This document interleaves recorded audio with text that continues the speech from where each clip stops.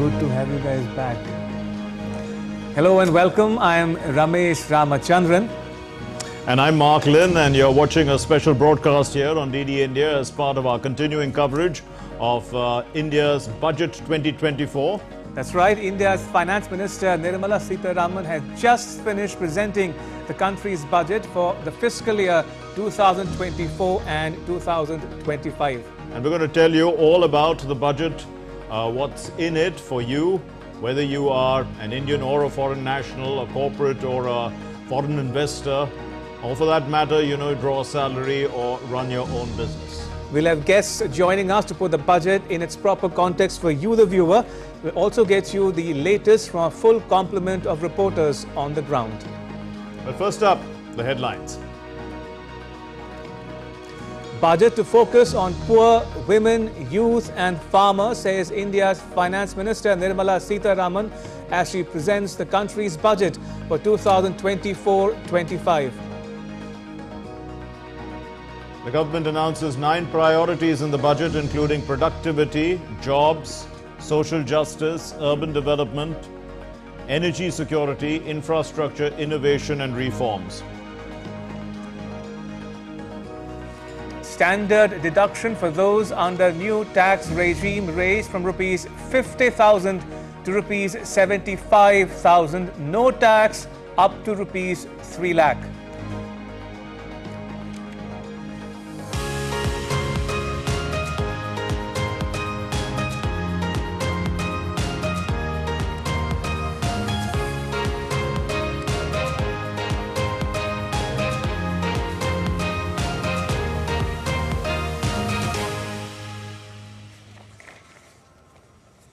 And India's Finance Minister Nirmala Sitharaman has presented the budget for 2024-25.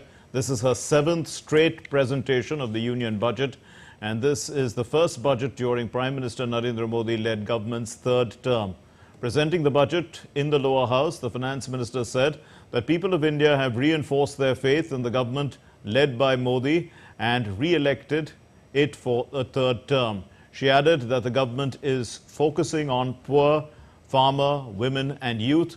The Finance Minister said that despite global turmoil, India's economic growth continues to shine and will remain so in the years ahead. Economic growth continues to be the shining exception and will remain so in the years ahead.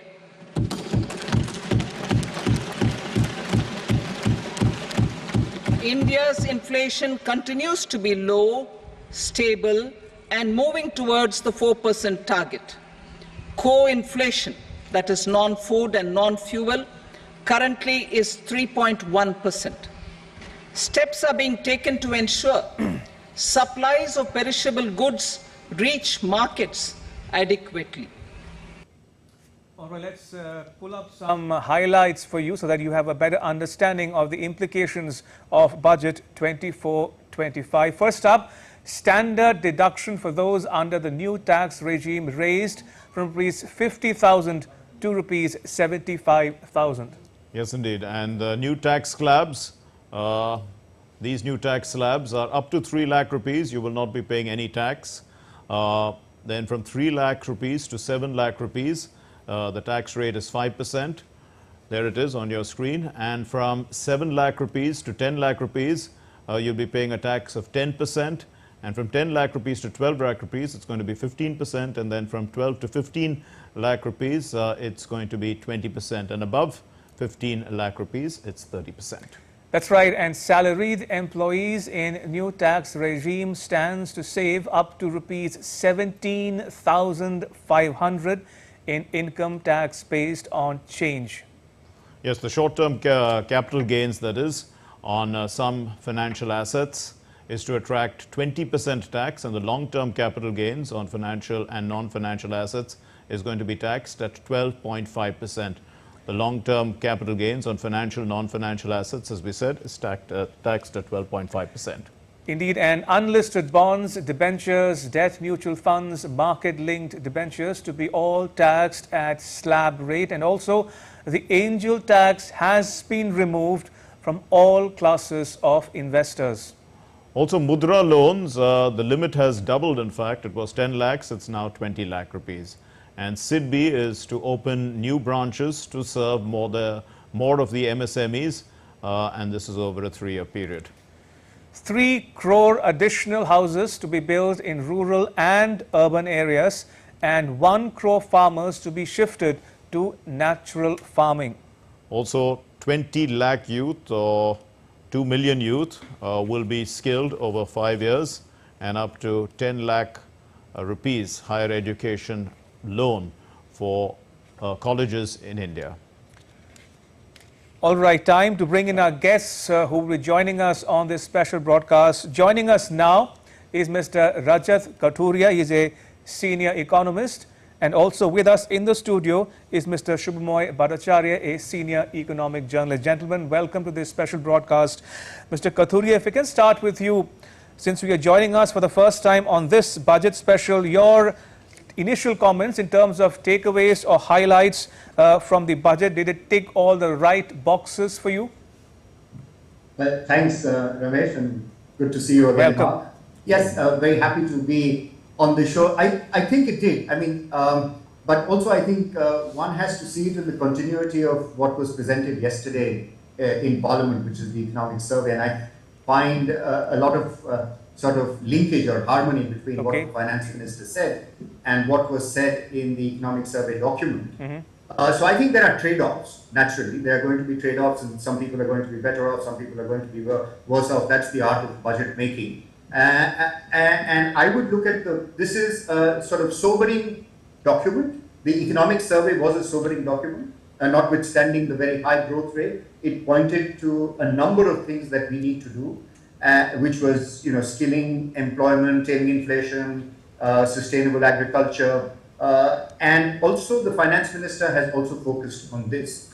And I think if this can be seen in continuity, if I were to be a little political, not too much, because I'm going to try and stay away from politics. But when one can be a little political and sort of think of the things that were said in the election campaign, what were the opposition's claims about the Indian economy versus what were the government's claims on the Indian economy. The government was saying that the economy is growing at a fast rate, but the opposition had claimed that there's a lot of inequality in the system and employment hasn't grown as fast. And I think that is reflected both in the economic survey as well as in the budget announcement of the finance minister. So I think, in a sense, it recognizes that while we are doing well, India, to become Viksit Bharat or to become a developed country, we need to focus on job creation, which has really not been at the level that we would want it to be, given that so many, about 1 million plus people, 1 million plus youth enter the labor force and they haven't been productively employed. Most of the employment is in the informal sector, in the informal services sector. So given that sort of background, given that context, I would say that the budget has done a reasonably good exercise in both in time to rein in the fiscal deficit, which is good news because there have been unexpected gains for the government, both from the RBI dividend as well as from the tax revenues, especially the GST tax revenues and also direct taxes. So that has given the ability to the government to rein in the fiscal deficit and move to the path of fiscal consolidation, which is a very good sign because it then opens up the opportunities for the private sector to finally come in, where the private sector has been absent in investment and the heavy lifting is being done by the government. So if interest rates go down because crowding out will be reduced, then we might see private sector come back. And if private sector comes back into investment, you would see job creation. But by itself, the market would not lead to job creation. And therefore, the investments that the government is making through this budget in the apprentice regime, in trying to increase benefits through the EPO scheme, are all indications that the government is serious about skilling and it is serious about employment creation. So that's one big message that I take out from this budget. And the second big message, of course, which is embedded in this document is, of course, the fact that, we would need to, if we have to continue this growth, it has to be sustainable and there has to be innovation and private sector has to lead that innovation. Public sector cannot do the innovation, and private sector has to do the innovation. So there is something for everybody, in the sense there's something for agriculture, there's something for sustainability, there's something for, as I said, employment creation, which is the big sort of need for India at that time, at this time, and therefore not much tinkering with tax and the tax regime. There's very little changes in the tax regime, except for the long-term capital gains, which has been increased to 12.5%. But that was expected. And let me just make one point, I think, because there was a lot of talk in the media about the long-term capital gains. In the run-up to the budget and in the run-up to the elections, etc., the inequality, especially among economists, inequality was a big point of discussion. What has happened to inequality? The share of capital has gone up and the share of labor wages has come down in the economy. And the economic survey actually makes a very interesting point. If you go through the economic survey, it says that the corporate sector has been swimming in profits. Let me repeat that for you. The corporate sector has been swimming in profits. Now, if the rich are getting the benefits of the growth model, then I think some amount of taxation for the people who are, earning more was something that it's a signal that the finance minister has sent out. So there are some benefits for the middle class, but there is an increase in tax, and the people who are investing in capital and in long-term capital seriously would be the affluent class, and there's some increased tax on them. So I think that's what I. Let's bring in Mr. Bhattacharya into the discussion. Given what Dr. Kathuria has been saying, when we look at Capex, which is at 15 lakh crores, the effective Capex, would that be enough to, sort of incentivize private sector to start bringing in more investment to sort of grow the economy? After all, we are on a fast growth path, hoping to be the third largest economy in a short span of time. And it's pretty clear that the private sector has to do its bit. Exactly. I mean, this budget, first of all, the Capex budget, it's been kept in, just the government's 11 trillion, and the effective one is 15 trillion, which you rightly said. So essentially, the government has not moved that. It was growing at around 25 to 30%. It is this year, it has been kept around a 10% growth rate, slightly above 10%.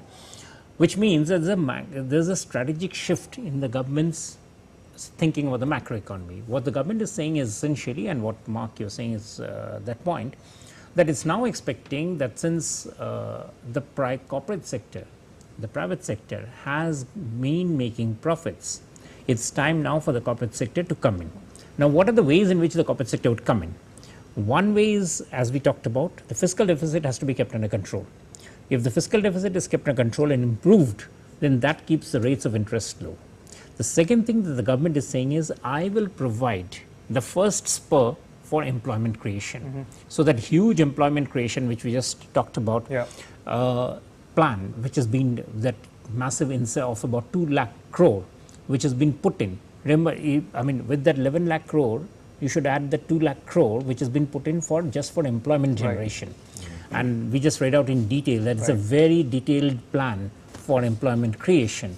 So if these two is what the government is saying, that look, I am doing the heavy lifting. So the private sector should therefore come in with doing both, doing the investment and feeling comfortable that when they take in the employees, the money for the initial expenditure on that will be provided for by the government. It's, as I said, it's a very substantial, about 23,000 plus 30,000 crore. That's about 53,000 crore just going as first-time employees' fee, first employees' salary that the government will be providing. This is not what I should call a trivial incentive to formalize. It's not just incentive. It's basically saying that anybody who's coming in, anybody who comes in this scheme, which has been read out in the page 31 of the budget, the Prime Minister's Package for Employment and Skilling, where the scheme A proves for the first timers has an outlay of 23,000, and the scheme B, which is the bulk hiring, which is about a scheme of 52,000 crore, So, these are, and taken together all the others, the internship program phase 1 and phase 2 is about another 59, it's almost 60,000 crore. So together it comes up to about 2 lakh crore. That's a big sum of money that the government is actually promising to provide to the private sector to bring in employees and first timer employees. So essentially, I mean, for instance, one of the things that it says is for 2 years the government will reimburse EPFO employer contribution up to rupees 3,000 a month to them for the additional employees hired in the previous year. If the only rider is the employer should create more than 1,000 jobs, and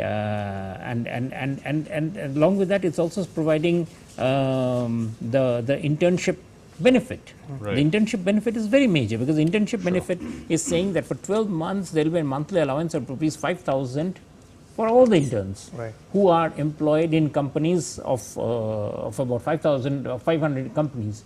Those make substantial changes in what the private sector would look at, because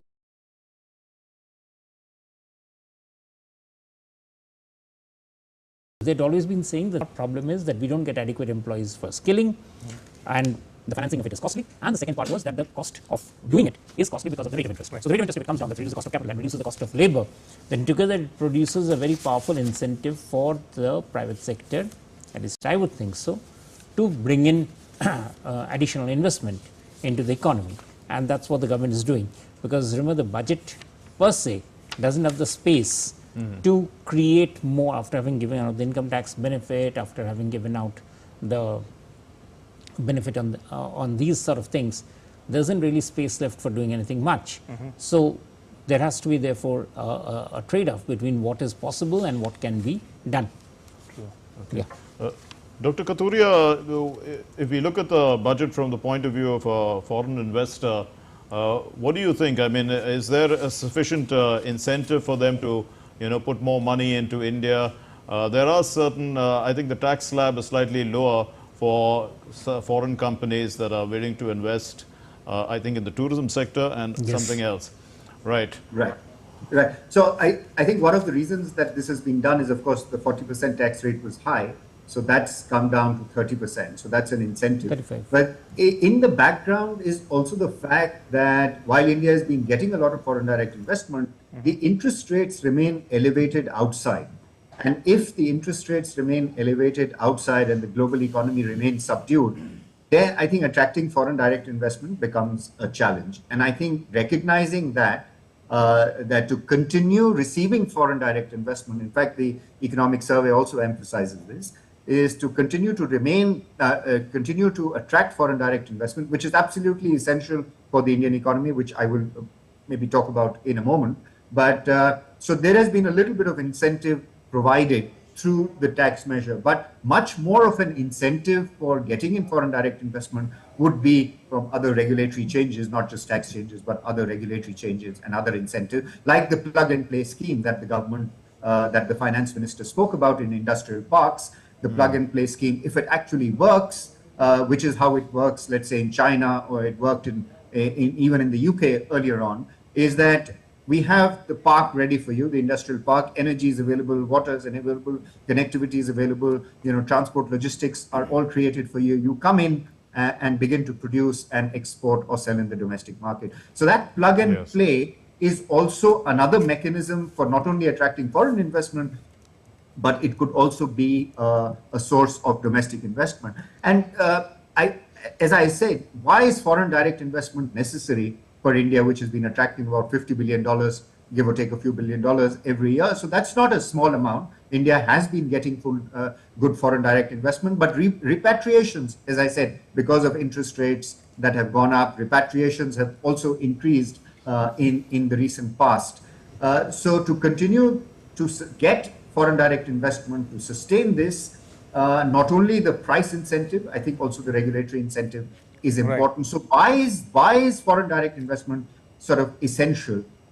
It is essential, although it's just a small percentage of total investment in the Indian economy, but the spillover benefits that foreign investment provides, both in terms of technology, both in terms of the spillover effect, and in terms of the competitiveness that it imposes on domestically owned enterprises, is phenomenally high. And therefore, countries like China preferred foreign direct investment to move up the value chain and to link with, regional value chains or global value chains. So that's I think, is only one part of a larger package that this budget has announced. And I think Shubhamoy got it absolutely right, is that the budget can only do so much.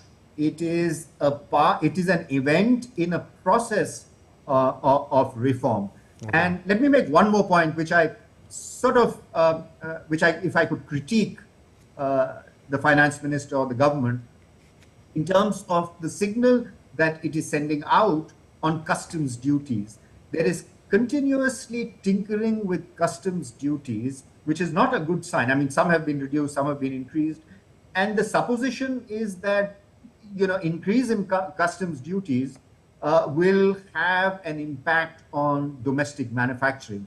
I don't think there is adequate research to suggest that increasing customs duties will actually lead to a phased manufacturing program or a manufacturing program.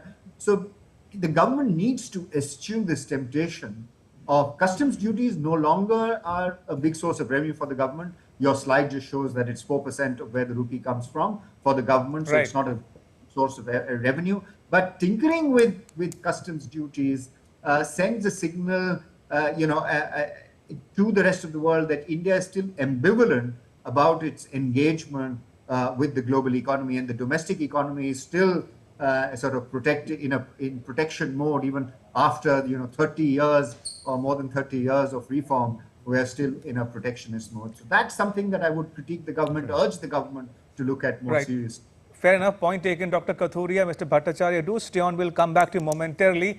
In the meantime, let's take a moment to play out once again, for the benefit of viewers tuning in, the sound bites from the minister's budget speech. Now, presenting the budget in the Lok Sabha, Minister Sitharaman says that the government is focusing on 4 key categories of people: the poor, farmer, women and youth.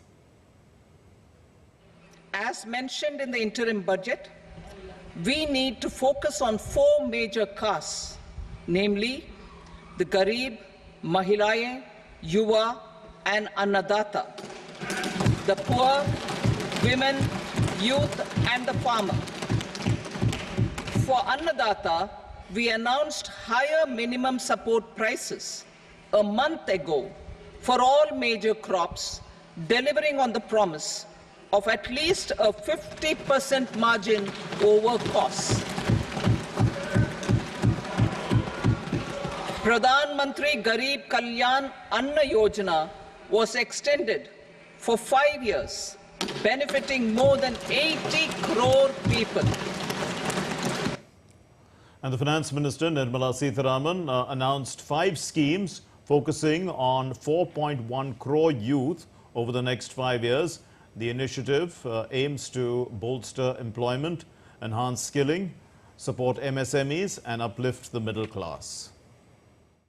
We particularly focus on employment, skilling, MSMEs and the middle class. I'm happy to announce the Prime Minister's package of 5 schemes and initiatives to facilitate employment, skilling and other opportunities for 4.1 crore youth over a 5-year period, with a central outlay of 2 lakh crore rupees. This year, I've made a provision of 1.48 lakh rupees, 1.48 lakh crore rupees for education, employment and skilling. The Finance Minister also announced a comprehensive review of the Income Tax Act of 1961 aimed at reducing disputes and litigation. The review expected to be completed in 6 months. The TDS rate on e-commerce to be reduced to 0.1%. The 2 tax exemption regimes for charities are proposed to be merged into one.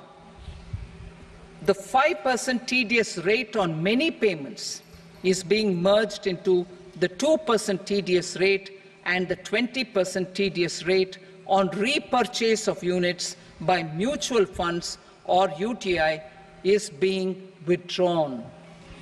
TDS rate on e-commerce operators is proposed to be reduced from 1 to 0.1%.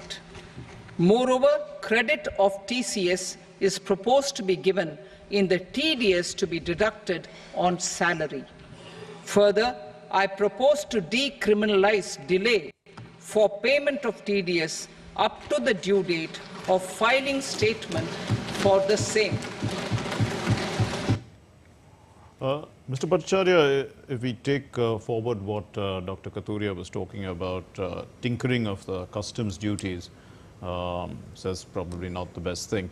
But, you know, the economic survey talked about the China conundrum and how we are sort of dependent on them, pushing ourselves into that direction because of the circumstances globally.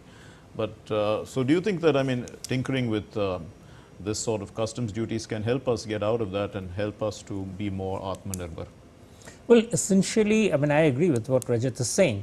We need to be a bit, I mean, take a pause at one point and to decide that what would happen to our rates, customs duties, because, you know, this idea that it can be changed actually encourages companies to game the system. And that isn't the greatest of things. Now, one of the smart things that the finance minister has done is she has not changed the overall structure of the customs duties. But some of those changes, like those on, there are lots of those, which essentially tells the industry that, you know, if you can't get it this year, you can hope for it next year. It doesn't really lead to a large change in terms of their investment plans. What I'm so happy to see that the investment plans are being looked at in terms of the overall aggregate in other areas, like we talked about employment, we talked about capital intensity. But what we don't talk about is that the final product often suffers from infirmities which are sometimes due to the customs duties. And it's impossible for any finance ministry to really work out customs duties in a way so that all the inverted duty structure is changed. But this is one of the things that doesn't come in the budget, and I think that's very important and is very important for industry and for the every person, is GST. GST rates, the finance minister has rightly said that requires rationalization, inclusion of petroleum and electricity in the GST. She said, she said that the sectors which are still exempted need to come into GST. Now, that's very important. But to do that, again, it's a question of center and states collaboration. So, these are, I can understand the finance minister's limitations, I mean, and very strong limitations in terms of where they can deploy. A largest part of the budget goes in for meeting basically pre-committed things. So, to that extent, the finance ministry is doing the right thing by saying that we will only look at those which we can fix or improve upon. And it's just looked at that. The Bihar and the Andhra Pradesh special package was also one of those which had to have the political compulsions. But otherwise, they have not tinkered with things, which is good. The customs duty falls outside that. That's a bit of tinkering. So that is why our quibble.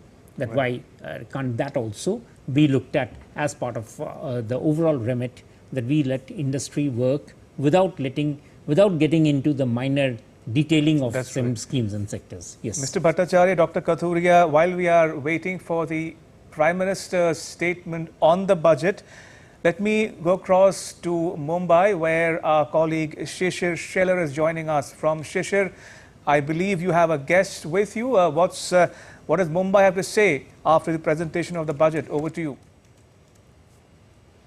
Absolutely. We'll have seen quite a mixed reaction from Mumbai this time around, because as the moment we're talking about the taxes, and the taxes was announced, we have seen that the Sensex and the Nifty also have gone down a little bit. We have seen a bit correction to it. So obviously we can sense the mood of the market at this point in time. But what exactly industry is thinking?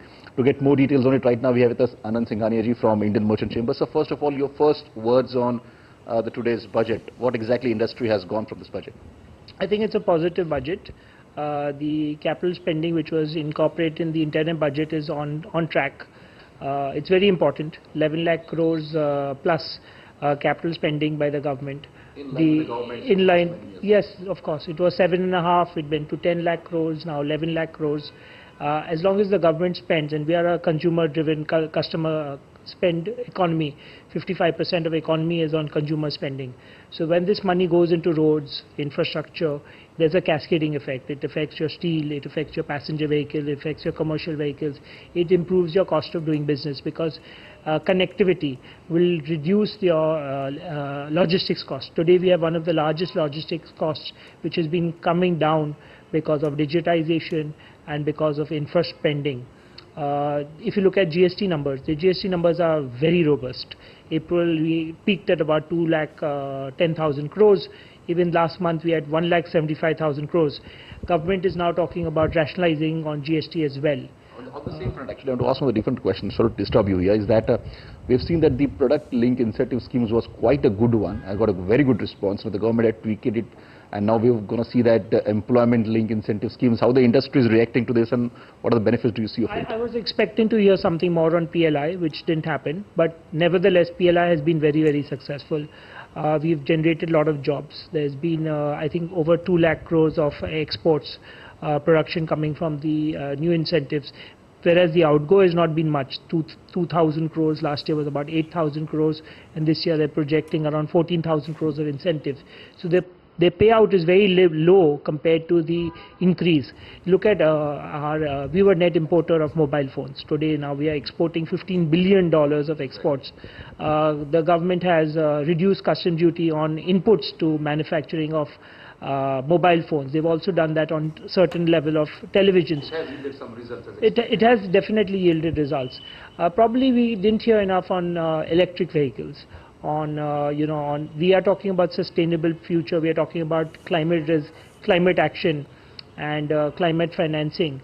Perhaps we could have heard more about it. But budget is just an annual affair. In this case, twice. Your reaction also on the long-term capital gains, because the corporate world is actually, especially when we're sitting in Mumbai and the financial center is here. How do you see these move by increasing the capital gain tax also? And as far as the F&O taxes, there has been rumors in the market, but now there has been stop to it, and the finance minister has clarified all those things that where you have to pay taxes. So I think that there's a small jump in F&O from 0.02 to 0.1%. On STT, which was on expected lines. However, I think the market did not expect such a broad base increase in capital gains both on short term and long term, and therefore the markets have corrected. I think it was down 1,200 points, it's recovered slightly, but India's story is there to stay. So whether today at 70,000 or 80,000 or going to 100,000, we are definitely on that trajectory. Nothing's going to stop India from this growth. This will obviously impact the sentiments of the market when the taxes go out. Ultimately, this is a tax on profit. It's not on tax on anything. So if you make money, you share something with the government towards the betterment of India. So what the pick for the Indian corporates from this budget? I think there's a good amount of, they've talked about skill development. Today, employability of the people who come into manufacturing or come into the corporate world is not desirable. They need to be skilled. So the government is talking about skilling centers. They're talking about focus on skilling. They're talking about skilling for today, not skilling what schemes were there 30 years back, which are not so relevant. They're talking about internship for the youth. So these 1 crore people who will be absorbed or will be brought into the formal sector, the first timers, they will be paid a stipend of 5,000 rupees a month. That's 1 crore into 60,000 is 60,000 crores that the government is going to do. Some part of it will come from CSR funds of companies. 10% is what the finance minister mentioned. But these people, once they get trained, see, corporates, when they hire people for small internship, 1 or 2 months, there's limited focus. But when somebody is working with you for an entire 12-month period, you will definitely give more incentive. You will be more particular in training them. These people will get their employable. Either they'll get absorbed in the existing business or they'll go into other businesses having been trained from one of the top 500 companies in the country. Compared to the skilling youth, particularly for the jobs which are required in the industry, now you think that it will get bridged? It's a step. It's a step in the right direction. Skilling is very important. And I think chambers like ourselves can and should participate in skilling for India. We do have we do our skill development. but I think more and more institutes should take it up. See, there are two parts. One is the part of the people, and the other is the trainers. There are not enough trainers as well. So corporate India has to bring in the proper trainers so that the people get trained properly, so that they get employed. Steps have taken by the government this time around, that you're seeing that the schemes like this will definitely pave the way for the development when it comes to skilling to this particular thing. Obviously, you just heard from the industry also that certain pockets and certain issues that the industry has actually raised the issue, government have tackled those, and probably in future time we may see some of the good results of this announcement by the government will definitely come. Well, thanks a lot, Shishir. Clearly, corporate India is very enthused about the budget, especially the employment generation aspects, particularly the internship aspect. We talked to Dr. Kathuria about that.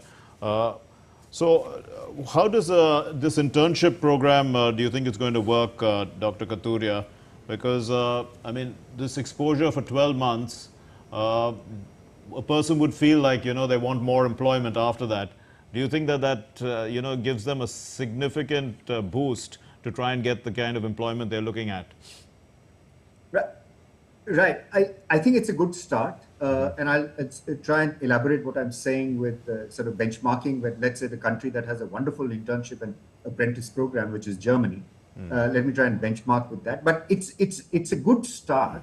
And given the context where we are, this was absolutely necessary. I mean, there has been a stigma around apprenticeship and around internships in India. Well, internships not in the traditional sense, but certainly apprenticeship. There's been a stigma around that given our, you know, culture. People want full-time jobs rather than apprenticeship. They would not go to vocational training, etc. So that stigma, I think we are sort of beginning to overcome because of the grave employment situation that we find ourselves in. So the youth have seen that employment opportunities in the formal sector are few and far between.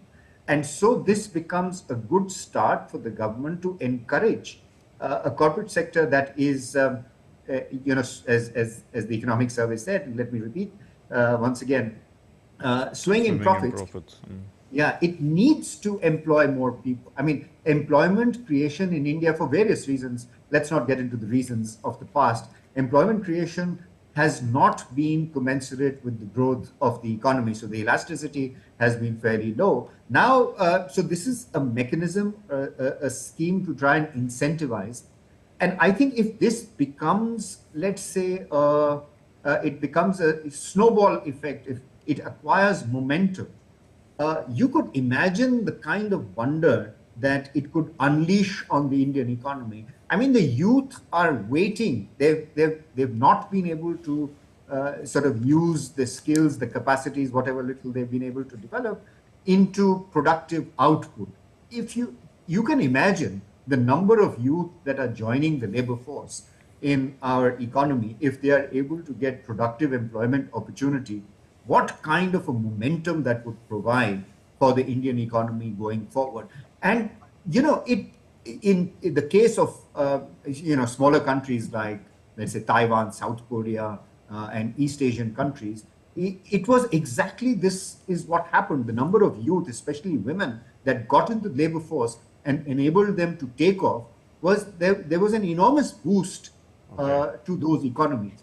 And I think the apprentice and the internship program is a start to give, let's say, like a tiger tastes blood, to give the youth an opportunity to see what the employment situation is, and then to begin to unleash whatever capacity of the power they have, and to you know, become productively employed.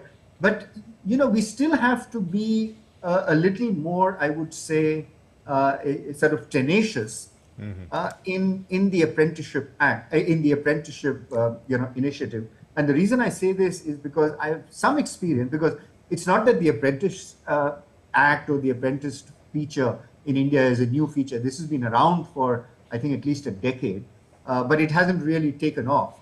And one of the reasons it didn't take off is, as I said, is there was a sort of stigma associated with it. And the second is that a lot of Indians would say that, you know, I worked on this machine now, I know how to operate it within 3 months or within 6 months.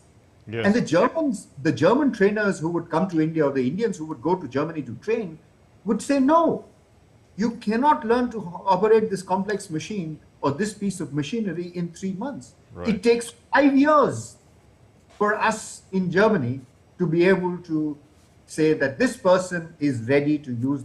So, the short-termism, the quick gratification sort of story, and of course I'm generalizing a bit, and permit me that, and the stigma. I think both of these now people understand, given the grave employment scenario that we find ourselves in. I think this is a good initiative, and the government has to be tenacious. They have to keep at it, because this is one way to address the employment situation in our country. And there is no other way. We have to do this in the best interest of our youth, and so that they are able to contribute productively in the Indian economy.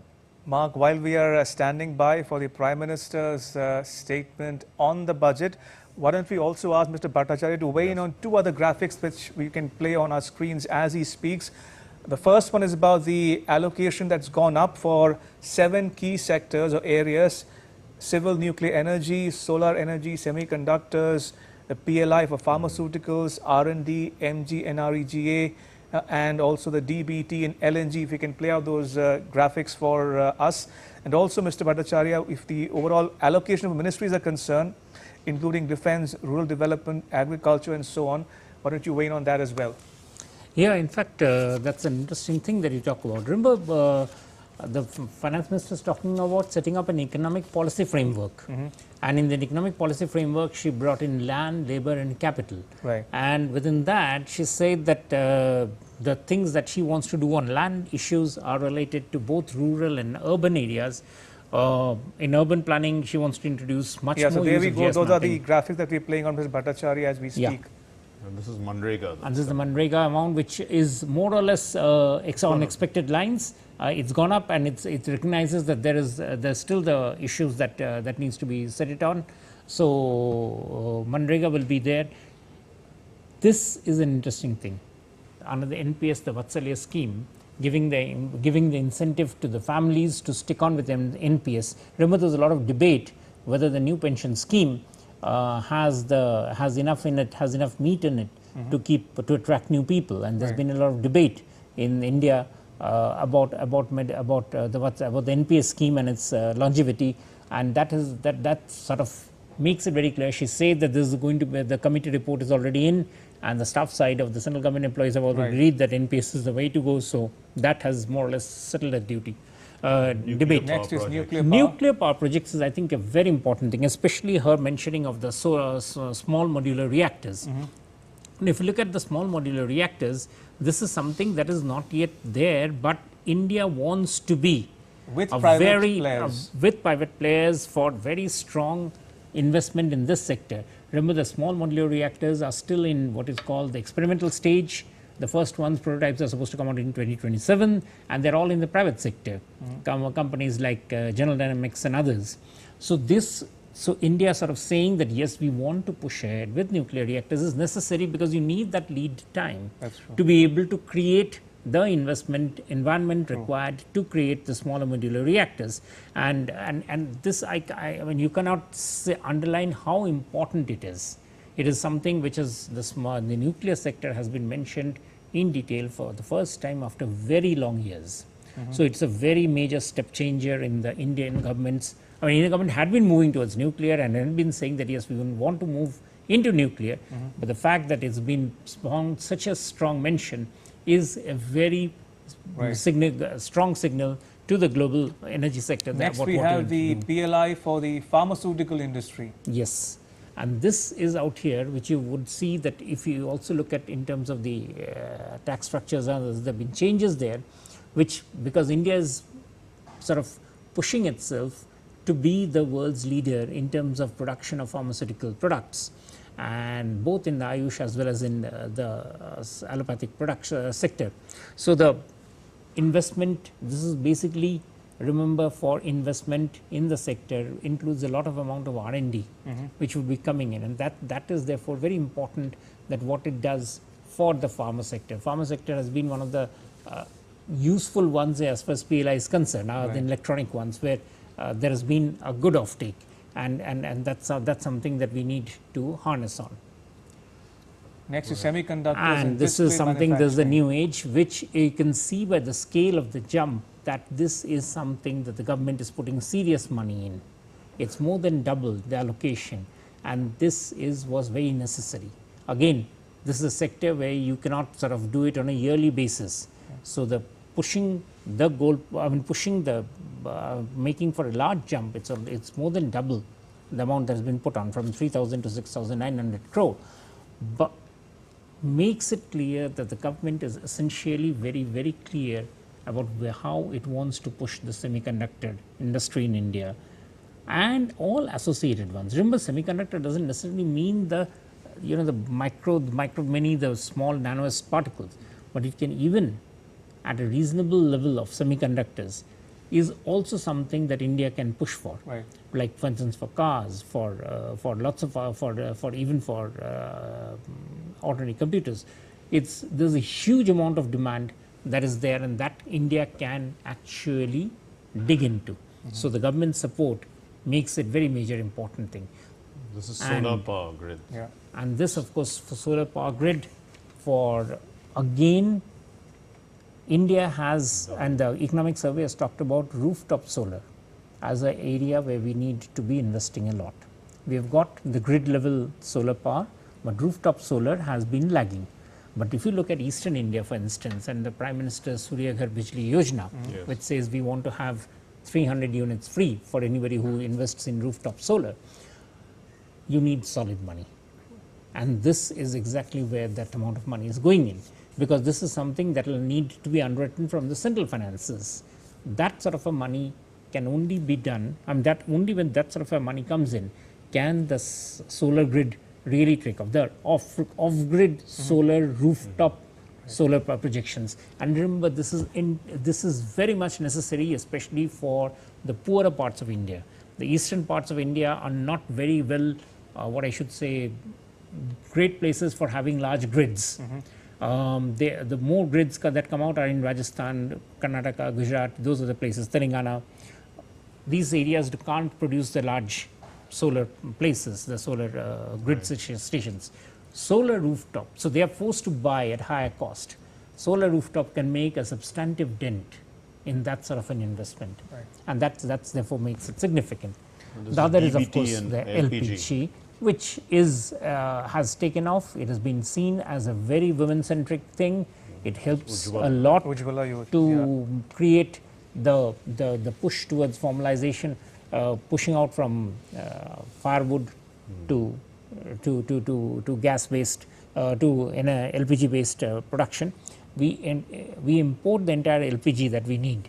So the amount of support that the government gives at a standard level is very important to ensure that LPG takes off. And LPG, remember, is taking off mostly in rural areas. Urban areas are largely piped gas now. In most cities of India, it's piped gas story. This is a rural India story, and the numbers are very heartening here. Indeed. Yeah.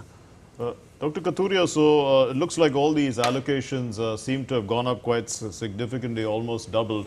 If we look at it from the point of view of employment generation, does this kind of investment create a lot of jobs? Also, I mean, since you were talking a little earlier about apprenticeships and all that, it reminded me of some classical economics, the role of labor, right, in creating wealth.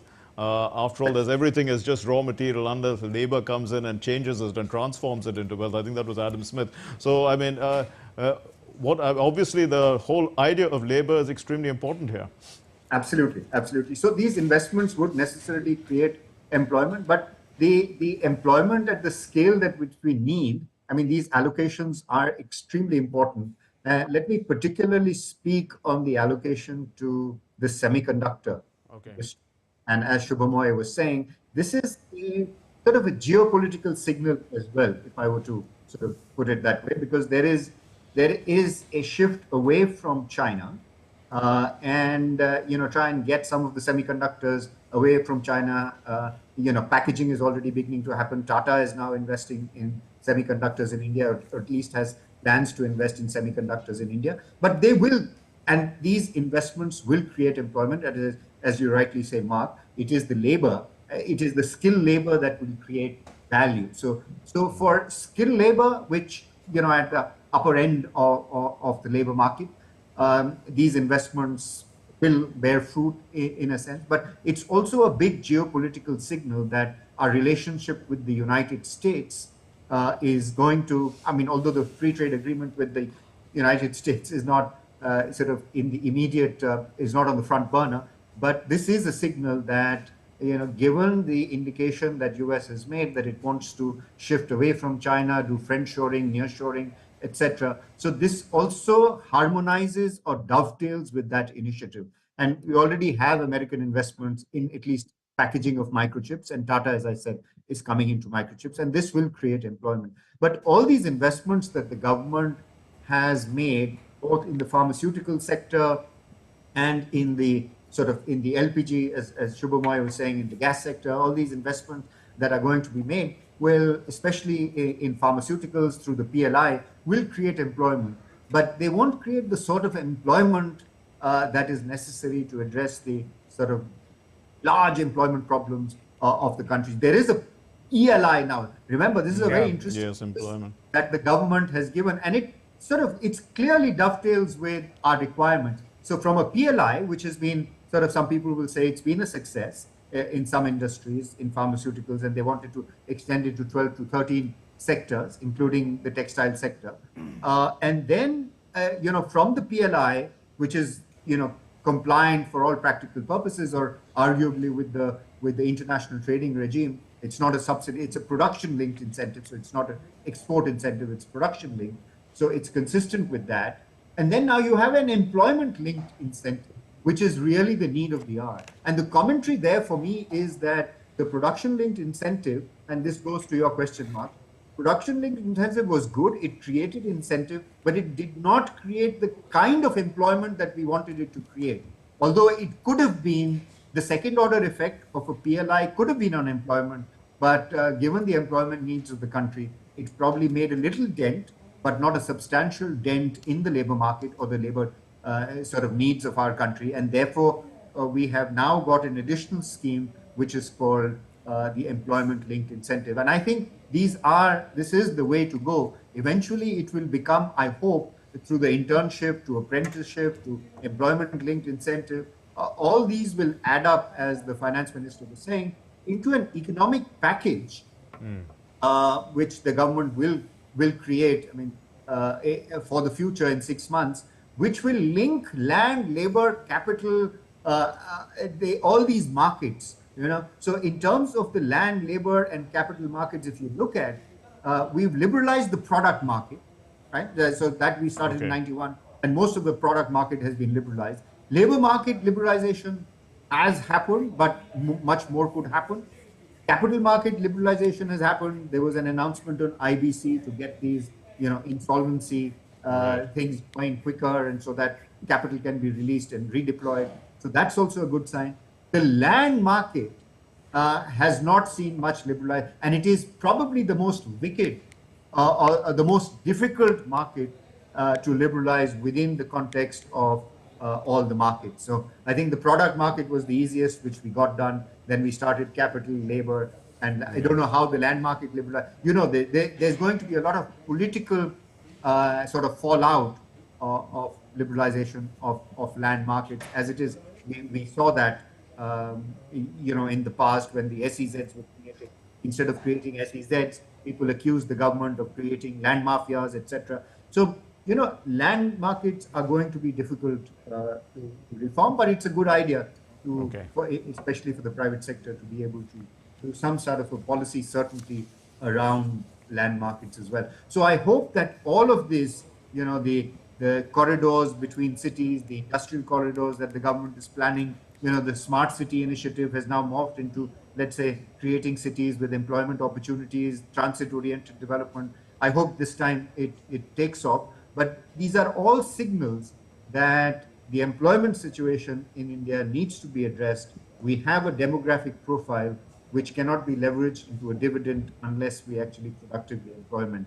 So a lot of the announcements in this budget, I would see as focused towards trying to create employment in a country where we desperately need to create productive employment. So that's the good news for me, including the sort of long-term economic agenda, which I think, I more than likely think that will focus on employment creation as well in the future. Indeed. Okay, so while we wait for the Prime Minister's statement, Mark, shall we play out some more sound bites, excerpt from the Minister's speech? Right, let's play out some more bites for our viewers. Minister Sitharaman said it would release new 109 high-yielding climate-resilient varieties of crops in the country. During her budget presentation, she said that in the next 2 years, 1 crore farmers will be helped in natural farming. New 109 high-yielding and climate-resilient varieties of 32 field and horticultural crops will be released for cultivation by farmers. Natural farming.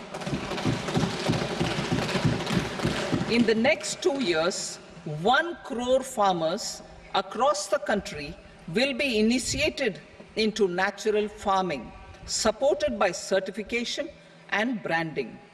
Our government, in partnership with the states, will facilitate the implementation of the digital public infrastructure in agriculture for coverage of farmers and their lands in 3 years.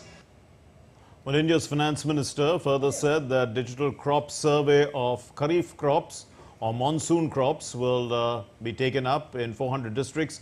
And this program will allow farmers, in fact, to view their regular harvest inspection using advanced technology, ensuring quick insurance payments for crop damage.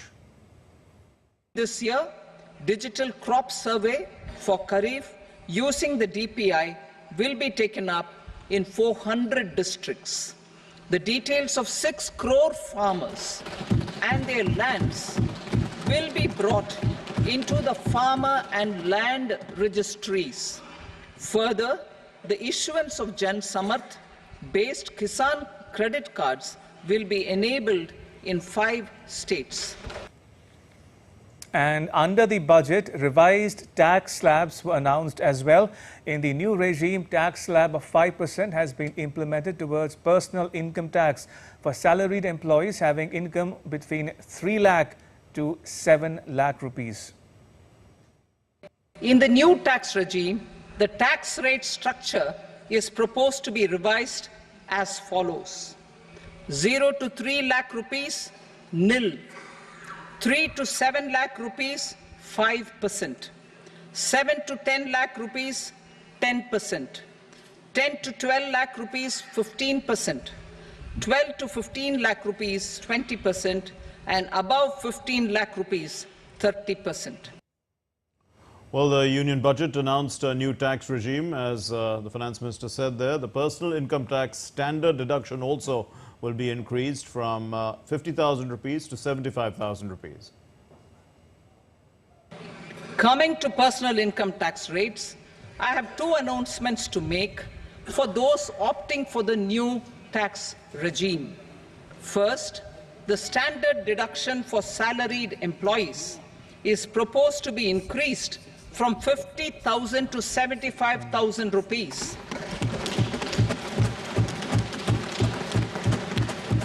Similarly, deduction on family pension for pensioners is proposed to be enhanced from 15,000 to 25,000 rupees. This will provide relief to about 4 crore salaried individuals and pensioners. Well, in another measure to reduce tax uncertainty and disputes, a thorough simplification of reassessment has been proposed. I propose to increase monetary limits for filing appeals related to direct taxes, excise and service tax in the tax tribunals, high courts and Supreme Court to 60 lakh rupees, 2 crore rupees and 5 crore respectively, with a view to reduce litigation and provide certainty in international taxation. We will expand the scope of safe harbor rules and make them more attractive. We will also streamline the transfer pricing assessment procedure. Right, Mr. Bhattacharya and Dr. Kathuria are still with us. Mr. Bhattacharya, if I can ask you about another point that Minister Sitharaman mentioned in a budget speech, and that was about regional development. She spoke about a new Purvodaya scheme or program for eastern India, extending from Bihar down to Odisha and Andhra Pradesh. What's in it for, is it a ploy or an incentive to incentivize states to become stakeholders in the economic growth? Yeah, and it's more of it's also a political statement as much as it goes. It's after all, there was discussion before the budget that there'll be a special status. Right, apologies. We are told that Prime Minister is about to speak any moment now on the budget. Let's take you now live to those remarks of his.